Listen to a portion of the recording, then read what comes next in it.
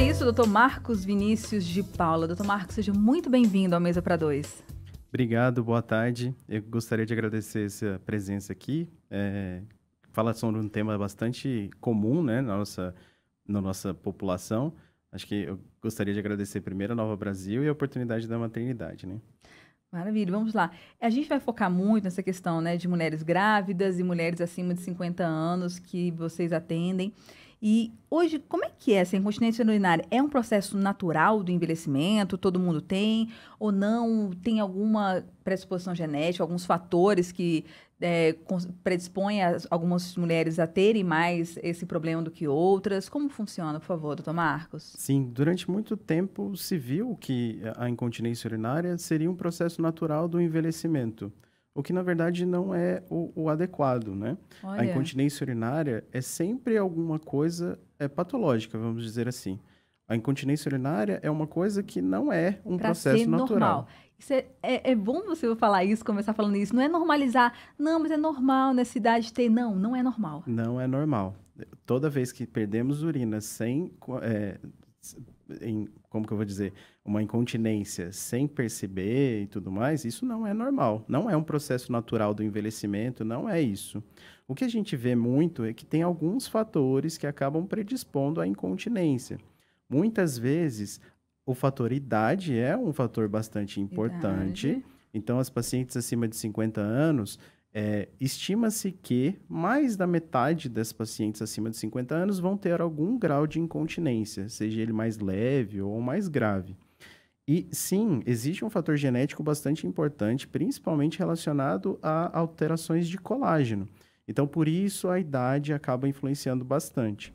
E aí, vemos que no processo da paciente, nessa vida, o fato de ela estar gestante também aumenta o risco dela ter incontinência. Por isso que existem vários tratamentos que podem auxiliar que a paciente não desenvolva uma incontinência depois da gestação, etc. Muitas vezes, uma das coisas que podemos fazer que ajudam bastante para evitar que apareça a incontinência e ela persista após a gestação é a fisioterapia do assoalho pélvico. Isso é uma coisa que está bem estabelecida e a gente consegue diminuir bastante a chance dessa paciente persistir com incontinência. Meu Deus, a grávida aqui, tô grávida de 6 meses. Eu tenho que começar quando? Já era para ter começado no início, ainda dá tempo? Ou é depois que tem o filho? Como é que é? Qualquer início da fisioterapia pode ajudar. Normalmente a gente começa a fisioterapia antes das 16 semanas de gestação, e aí elas têm melhor eficácia nesse sentido, mas a qualquer momento que a gente começar, a gente diminui essa chance de persistir a incontinência, que é bastante comum no processo gravídico, a paciente ficar com incontinência. Isso é bastante comum da gestação. Por quê? Pela própria fragilidade do assoalho pélvico. A gente tem um aumento de pressão abdominal por causa da gestação, acaba forçando muito o assoalho pélvico, que são as musculaturas que sustentam, né, aquela região da bexiga, do útero, etc. E aí elas acabam fazendo com que a gente não consiga ter aquele mecanismo do esfíncter ali que segura. Né? Exatamente. Dessa urina. E a via de parto também tem uma interferência nisso?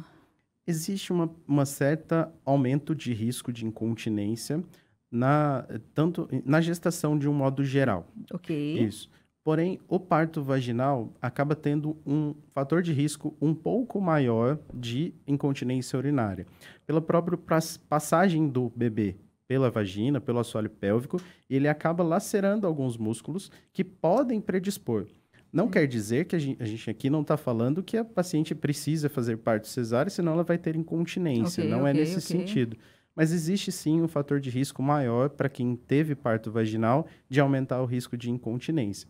Mas é o que eu disse. Se a gente faz uma fisioterapia, a gente diminui essa chance e a gente minimiza esse efeito, vamos dizer assim, do parto vaginal.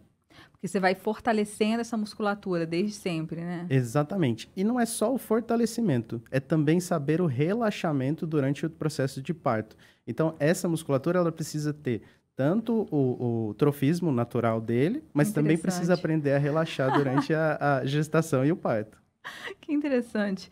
E E até antes, assim, definindo incontinência urinária é diferente de uma probabilidade de infecção urinária, a mulher fala, mas eu tô querendo ir muitas vezes no banheiro. É diferente, né? Não é você querer ir, é um escape dessa urina sem você ter controle. Exato. Incontinência, por definição, é a perda involuntária de urina. Legal. Então, quando a paciente ela não quer esvaziar a bexiga, então ela não está indo ao banheiro para esvaziar a bexiga, mas ela tem alguma perda. Seja ela porque fez algum esforço, que é o que a gente chama de incontinência de esforço, seja porque a bexiga contraiu no momento em que deveria estar de repouso, que a gente chama isso de bexiga hiperativa. É a mesma coisa que o pessoal fala, bexiga cai com... O que é esse bexiga cai? Que o pessoal fala, tô com bexiga caída. O que é isso? Essa confusão é bastante presente na população em geral.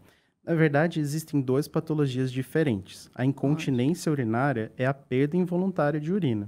A bexiga caída, nós já falamos do prolapso, que na verdade é quando tem alguma descença de aquela região, seja da bexiga, seja do útero, seja daquela região, e isso faz como se fosse uma hérnia vaginal. Isso é o prolapso. Então, a bexiga caída não é exatamente a incontinência. Claro que as patologias, elas se somam, né? Então, muitas vezes a paciente tem uma incontinência e também tem o prolapso. Então, existe essa confusão por esse motivo. Os mesmos fatores de risco, todas essas predisposições que dissemos antes. E você falou, né, que existem esses diferentes tipos de incontinência. Tem essa que é com um esforço, algum mecânico, outro não. E o que eu tenho visto muitas mulheres, colegas, pessoas também têm mais de 50, falando isso assim, depois de episódios de Covid, de alguns episódios que tem muita tosse, a pessoa tosse e tá ali soltando um pouco de urina, né? Assim, isso ficou mais evidente, né? Porque de tanto esse movimento, não sei se tem alguma relação, não tem, doutor Mar? Na verdade, se tornou mais visível, vamos dizer assim. Então, a gente acabou visualizando mais. E eu acho que a gente está falando mais sobre incontinência. Isso é bastante interessante, porque a gente está vendo, está deixando de normalizar uma coisa que estava muito frequente. Antigamente, as pacientes mais idosas, elas têm muito receio de falar sobre isso. Elas entendem como se fosse uma coisa normal do envelhecimento. Ou então tinha vergonha de falar, né? É difícil a gente falar de alguns temas, né? Exato. Então, a vergonha escondia e tentava lidar com aquilo sem comentar com ninguém. E como é que funciona o tratamento? Assim, são várias espécies de tratamento? É só cirúrgico? É só essa fisioterapia? É conjunto? Como funciona? Então, hoje a gente precisa entender muito bem sobre os tipos de incontinência. Quando a gente fala de tratamento, a gente tem que lembrar que existem mais de um tipo de incontinência e o tratamento ele tem que ser individualizado. Muitas vezes o tratamento não é cirúrgico. Inicialmente, a gente começa com um tratamento de controle de micção mesmo, seja na fisioterapia, de fortalecimento e relaxamento da musculatura do assoalho pélvico e também controle hídrico. A paciente fazer micções programadas, tentar diminuir substâncias que irritam a bexiga, como café, chocolate, frutas cítricas, corantes. Então, esses tipos de tratamento iniciais, eles são bastante interessantes. Mas o principal é dividir realmente a incontinência. Na bexiga hiperativa, que é aquela urgência, aquela vontade de ter que sair correndo, se não perde urina, normalmente esse tratamento não é cirúrgico. A gente opera as pacientes normalmente com incontinência de esforço, que é aquela quando tosse, quando espirra, quando faz força. Essa tem a possibilidade de reversão com exercício também, com mudança de vida? Muitas vezes a fisioterapia tem um tratamento e uma resposta bastante interessante. Muitas vezes a paciente nem precisa de cirurgia. Incontinência urinária de esforço, por uma pressão de perda muito baixa, a gente necessariamente pode precisar de cirurgia. Mas as pacientes que têm uma pressão alta de perda, ou seja, que elas precisam fazer um esforço maior, senão elas têm perda, a fisioterapia fortalece a musculatura e permite que faça um tratamento adequado. Que maravilha, olha, gente.